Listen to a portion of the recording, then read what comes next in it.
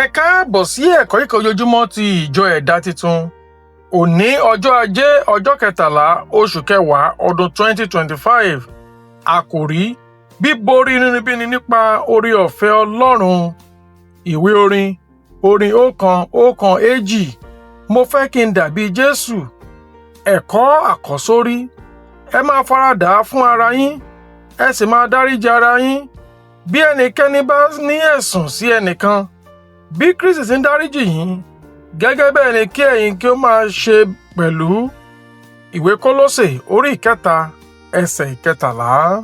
Bíbélì kíkà: ìwé ìhìnrere Lúùkù 17:1-5. Ó sì wí fún àwọn ọmọ ẹ̀yìn rẹ̀ pé kò lè ṣe kí ohun ìkọ̀sẹ̀ má dé, ṣùgbọ́n ègbé ni fún ẹni tí ó ti ipasẹ̀ rẹ̀ dé. Ìbá sàn fún un kí a so ọlọ ńlá mọ́ ní ọrùn, kí a sì gbé e jù sínú òkun, jì kó mú ọ̀kan nínú àwọn kékeré wọ̀nyí kọsẹ̀. Ẹ máa kíyèsí ara yín.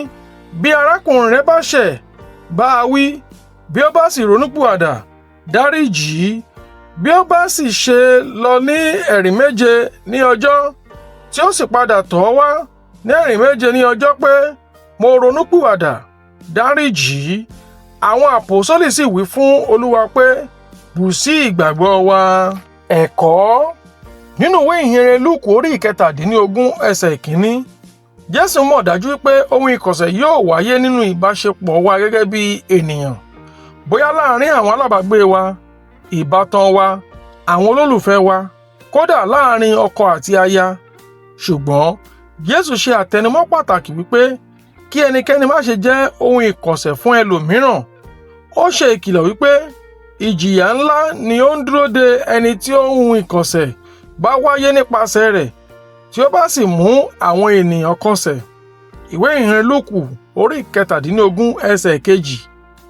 Gẹ́gẹ́ bí Kristẹni, a pè wá láti máa fi ìfẹ́ faradà fún ara wa pẹ̀lú ìkáàánú àti ìrẹ̀lẹ̀ ọkàn. Nígbà tí arákùnrin tàbí arábìnrin bá ṣẹ̀ wá, a ní láti fi ọgbọ́n Ọlọ́run ṣe ìbáwí pẹ̀lú ohùn pẹ̀lẹ́ nínú ìwà ìrẹ̀lẹ̀ ọkàn.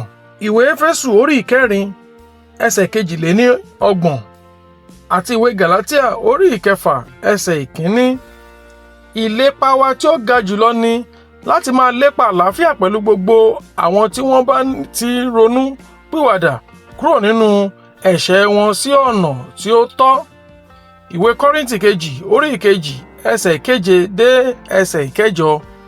Ìwé Gàlátíà 6:1. Síwájú sí i, a rọ̀ wá láti gbé ìgbésẹ̀ lọ́gán láti yanjú aáwọ̀, kí a sì ṣètò ìmúpadàbọ̀sípò láàárín àwọn ará ní ìgbàkúgbà tí aáwọ̀ bá wáyé. Ìwé ìhìnrere Mátíù 18:15. Gẹ́gẹ́ bí ó ti jẹ́ ìfẹ́ Jésù láti gba ẹlẹ́ṣẹ̀ tí ó bá ronúpìwàdà padà sínú agbo. Ìwé ìhìnrere Lúùkù 15:20-24. Àwa pẹ̀lú ní láti ní irúfẹ́ ọkàn ìfẹ́ yìí láti lè dáríjì arákùnrin tàbí arábìnrin wa, kò ní fi ṣe iye ìgbà tàbí ìwà ẹ̀ṣẹ̀ tí wọ́n lè ṣẹ̀ wá.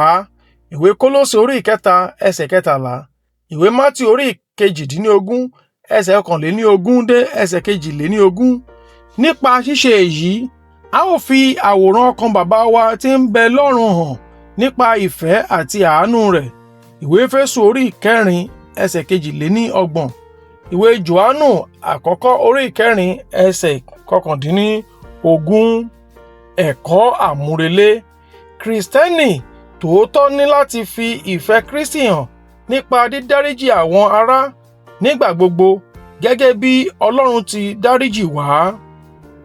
Àdúrà: Olúwa, fún mi ní ọkàn láti dáríjì gẹ́gẹ́ bí ìwọ pẹ̀lú ti dáríjì mí.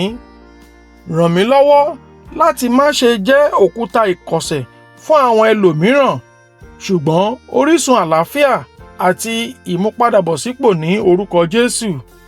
Àmín. Títí di ọ̀la, ó dàbọ̀.